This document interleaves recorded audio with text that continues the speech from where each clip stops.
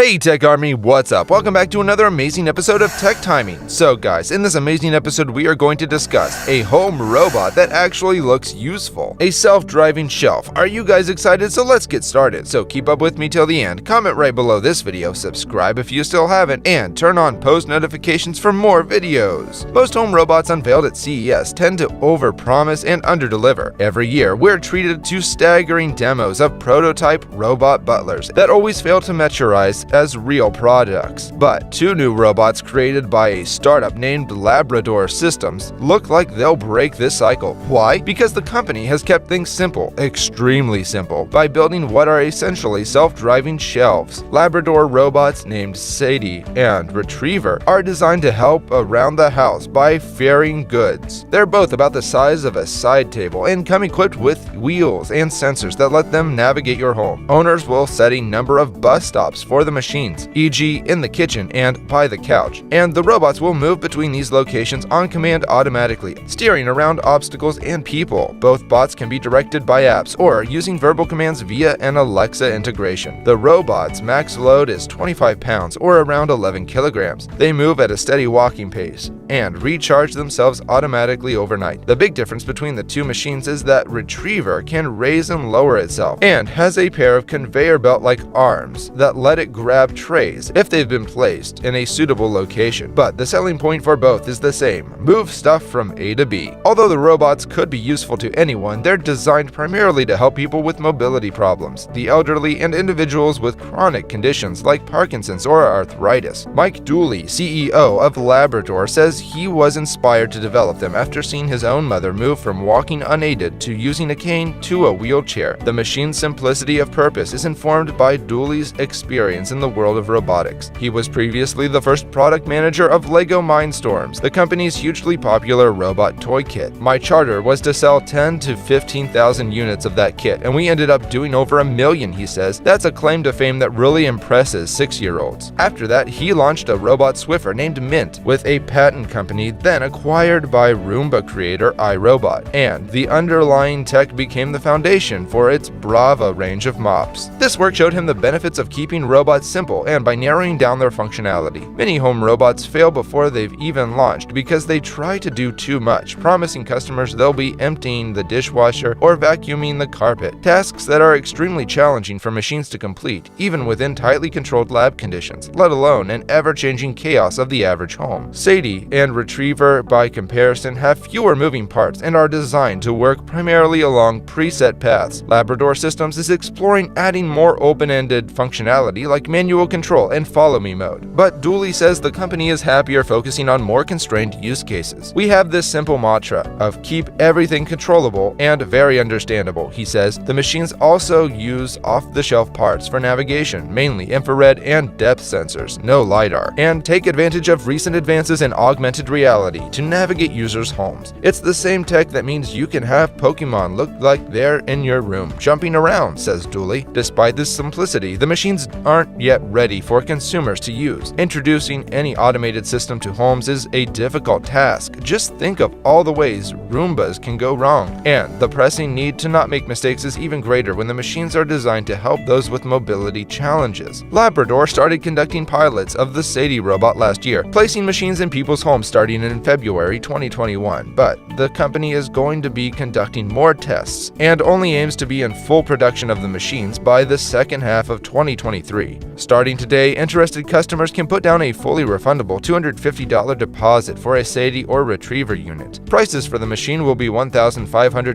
upfront with a 36-month payment plan. That's $99 a month for Sadie and $149 a month for Retriever, giving total costs of $5,000 and $6,800 for the two machines. After payments have finished, customers will own the robots and be able to keep using their current functionality, but they'll have to pay Labrador an as yet undecided fee for an extended warranty and new feature support. So guys, this was all about today's video. Share as much as you can, that really motivates us to create more content for you guys. With this, we end our video. Hope you liked the video.